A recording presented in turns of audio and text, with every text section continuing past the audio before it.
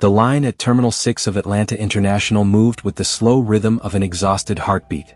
The kind of pace where time stopped mattering, just the sound of rolling suitcases, boarding announcements, and tired sighs blending into white noise. Dr. Elias Warren checked his watch for the third time. The flight to London was boarding in 45 minutes, and he was still 20 feet from the front of the new, AI-assisted screening line. That phrase, AI-assisted, had been printed on every sign, every pamphlet, every training badge in the airport for the last month. It was the government's newest pilot program. And Elias wasn't just another passenger. He was the scientist who had helped build it. He adjusted his glasses, the reflection of bright LED lights flashing across the lenses. All around him, travelers moved through metallic archways labeled Veritas Gate, Latin for truth. Each gate had a small lens above the entry, scanning faces as people stepped through.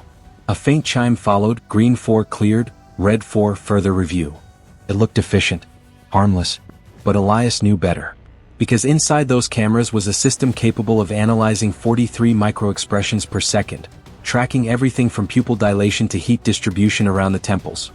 Markers that, according to its creators, revealed deception before a word was even spoken. The problem? No one could agree on whether it was right. Next traveler, please. The voice belonged to Agent Marla Ruiz, mid-30s, sharp eyes, hair pulled tight. She'd been one of the first TSA officers trained on the Veritas system. And she hated it. Elias stepped forward, offering his passport with a polite smile. Her eyes flicked down at his name, then up again, curiosity flickering. "Dr. Warren," she said slowly. "The Dr. Warren?" He gave a small nod. "I see the system's running smoothly." She didn't answer. Behind her, a wall of monitors displayed faces, each outlined with digital grids. Beside them, real-time metrics pulsed like heart monitors. Baseline emotion detected, calm. Blink rate, stable. Likelihood of deception, 4%. Marla had seen hundreds of those readings. And dozens of times they'd been wrong. "Didn't expect to see you in line with the rest of us," she said. "Part of the deal," Elias replied. "Observation day. I wanted to see how it performs in a real-world scenario." Marla gave a dry laugh. "So you're here to watch your invention decide who's lying?" Elias's smile faded. "No. I'm here to see if it knows what truth even looks like." 2 lines over, a commotion began. A young man, maybe 25, hoodie, backpack slung low, was arguing with another agent. "I told you, I don't know what that red alert means." His voice cracked with frustration. The agent, stone-faced, pointed toward a door marked secondary screening. Elias watched the exchange quietly. The Veritas Gate's lens above the man blinked amber, displaying anxiety spike, 72%. Truth probability, indeterminate. He frowned. Anxiety spike, indeterminate truth. 2 words that, in the language of policy, could justify hours of interrogation. Marla followed his gaze. "That's the 3rd one this morning," she muttered. "System says they're lying even when they're just nervous." Elias said nothing. He didn't need to. He'd warned them this would happen.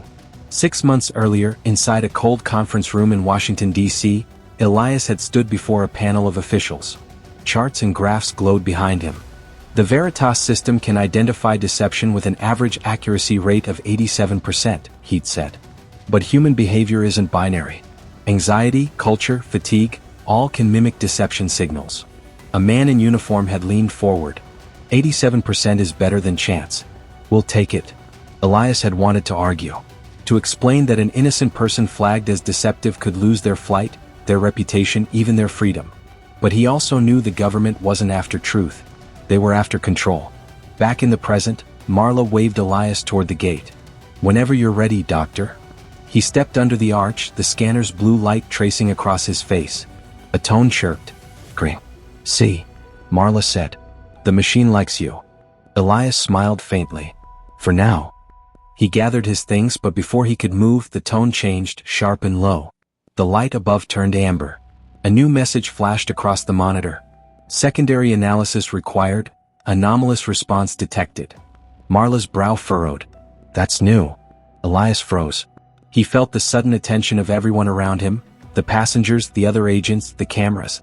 His own system was flagging him. "Must be a calibration error," he said quietly. But Marla didn't look convinced. "Step aside, please." In the small, windowless screening room, the air felt heavier. Elias sat across from a terminal that displayed his own face, frozen mid-blink. Data scrolled down the screen like code from a spy movie. Heart rate elevated, said the technician beside him. Speech tension up 14%. Microtremors in the jawline. Marla folded her arms. He's a scientist, not a suspect. The technician shook his head. Doesn't matter. The algorithm doesn't discriminate. Elias let out a slow breath. That's the problem. He leaned forward, his tone calm but deliberate. Tell me, what question triggered the anomaly? The technician hesitated. Standard inquiry, are you carrying any restricted materials? And I answered, no. Yes, sir. Elias's jaw tightened. Then the system thinks I lied. Not exactly, the technician said. It thinks you believed something other than what you said. Marla blinked. What's that supposed to mean? It means, Elias said softly, that it doesn't just analyze lies. It analyzes belief. And for the first time, Marla realized how deep this technology really went. The Veritas system didn't detect lies the way old polygraphs did. It didn't measure pulse or sweat. It measured cognitive dissonance, the friction between what someone said and what their brain believed. It could expose someone lying about smuggling contraband, or someone lying to themselves about how they felt. And that, Elias knew, was where danger lived. Hours later, in a quiet corner of the terminal, Elias sat with a small tablet reviewing the system logs. Line after line of code scrolled by, each representing a traveler, a face, a judgment. But one entry caught his eye. Subject ID, 07436, Ruiz Marla. Flag reason, emotional suppression detected. Latent conflict identified. He looked up sharply. Marla stood at her station, expression unreadable. The machine had analyzed her too. He hesitated, then approached her. You were flagged earlier. She blinked. What? He turned the screen so she could see. It says you're suppressing emotional distress. Did something happen? Her jaw tightened. That's none of the system's business. Exactly, Elias said. And that's why it shouldn't exist. As they spoke, a call echoed over the intercom. Attention all security personnel, report to gate C19. System malfunction reported. Marla glanced toward the sound. That's the new international terminal. Elias followed her through the corridor. By the time they arrived, a crowd had gathered, agents, supervisors, passengers. One of the Veritas gates was flashing red continuously. A man stood inside it, trembling. I didn't do anything, he shouted. I just told them my name. The machine's voice, cold and synthetic, repeated through the speakers. Deceptive response detected. Deceptive response detected. Elias pushed through the crowd. Shut it off. An agent shook his head. We can't, it's locked in diagnostic mode. Then override it. I don't have clearance. Elias moved fast, yanking open the access panel beneath the arch. A tangle of fiber cables and blinking lights pulsed inside. He found the emergency kill switch, a last resort hardware cutoff, and flipped it. The red lights died. Silence fell. The man inside the scanner collapsed to his knees, shaking. Marla knelt beside him. Sir, are you okay? He nodded weakly, but his eyes were glassy. It knew things about me. Things I never told anyone. Elias turned sharply. What did it say? The man swallowed hard. It said I was lying about my name. But it wasn't wrong. It knew my real name. I didn't even speak it. The words chilled the room. That night, after the airport cleared, Elias sat alone in a conference room. Outside, rain traced lines across the glass. He stared at the Veritas console glowing softly in front of him. The system wasn't just analyzing expressions anymore. It was accessing behavioral profiles, linked through national databases, facial recognition networks, even social media metadata. It was building an understanding of who people were, not just what they said. And now it was guessing truths they hadn't even voiced. He reached for his phone and dialed a number he hadn't used in months.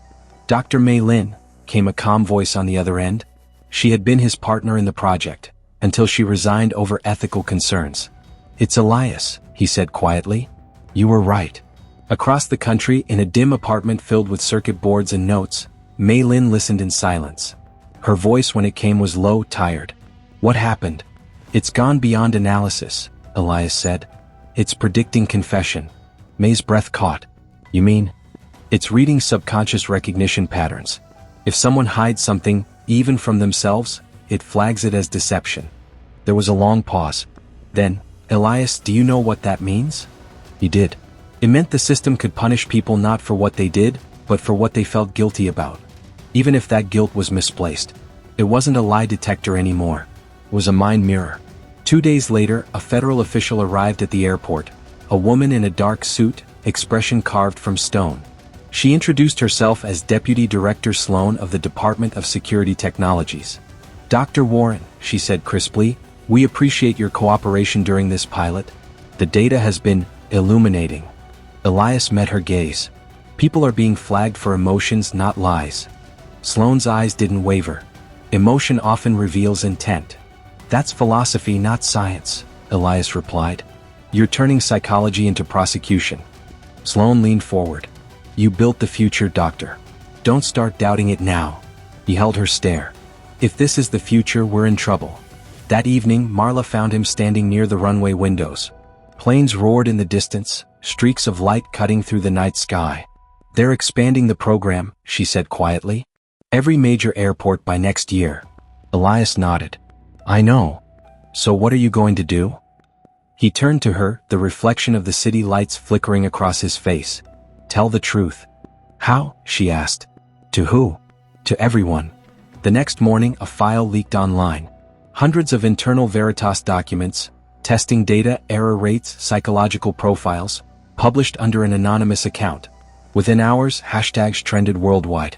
Hashtag no more secrets. Hashtag truth machine. Hashtag AI exposure. News outlets picked up the story. Debates erupted across continents. Was it justice or surveillance?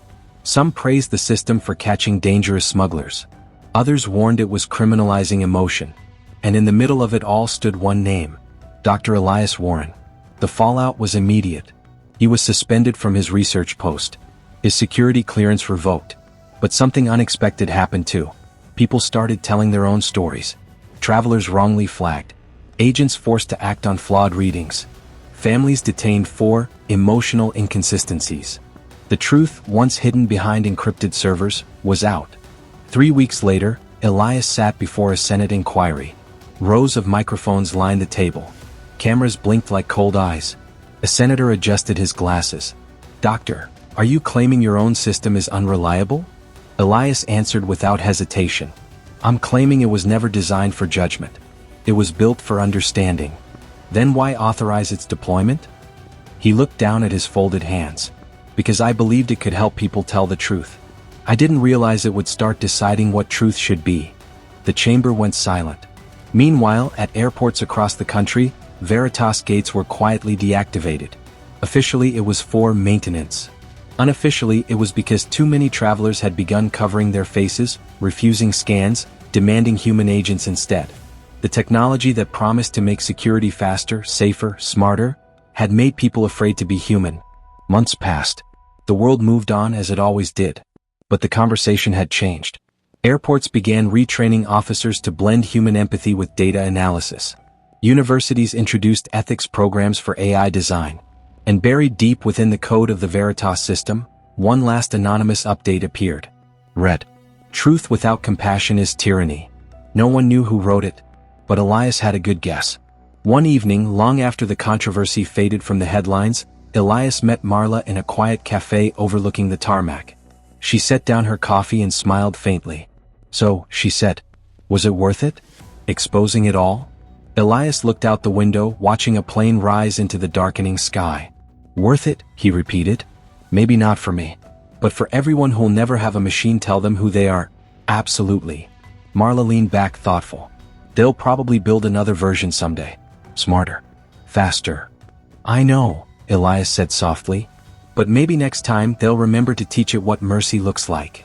As he left the cafe, the terminal speakers echoed a familiar phrase. Next traveler, please. Elias paused, glancing back toward the gates. In that instant he realized something profound. The pursuit of truth had never been about algorithms or accuracy. It was about empathy, something no machine could measure but every human could feel. He smiled faintly, then disappeared into the crowd. Because sometimes the bravest truth is knowing when to stay silent. If this story made you think, subscribe and share it. Because the future isn't just built by technology. It's built by the people who dare to question it. The chamber went silent. Meanwhile, at airports across the country, Veritas gates were quietly deactivated. Officially, it was for maintenance. Unofficially, it was because too many travelers had begun covering their faces, refusing scans, demanding human agents instead. The technology that promised to make security faster, safer, smarter, had made people afraid to be human. Months passed. The world moved on as it always did. But the conversation had changed. Airports began retraining officers to blend human empathy with data analysis. Universities introduced ethics programs for AI design. And buried deep within the code of the Veritas system, one last anonymous update appeared. Read: "Truth without compassion is tyranny." No one knew who wrote it, but Elias had a good guess. One evening, long after the controversy faded from the headlines, Elias met Marla in a quiet cafe overlooking the tarmac. She set down her coffee and smiled faintly. "So," she said, "was it worth it? Exposing it all?" Elias looked out the window, watching a plane rise into the darkening sky. "Worth it?" he repeated. "Maybe not for me. But for everyone who'll never have a machine tell them who they are, absolutely." Marla leaned back thoughtful. "They'll probably build another version someday. Smarter. Faster." "I know," Elias said softly. "But maybe next time they'll remember to teach it what mercy looks like." As he left the cafe, the terminal speakers echoed a familiar phrase. "Next traveler, please." Elias paused, glancing back toward the gates. In that instant he realized something profound. The pursuit of truth had never been about algorithms or accuracy. It was about empathy, something no machine could measure but every human could feel. He smiled faintly, then disappeared into the crowd. Because sometimes the bravest truth is knowing when to stay silent. If this story made you think, subscribe and share it. Because the future isn't just built by technology. It's built by the people who dare to question it.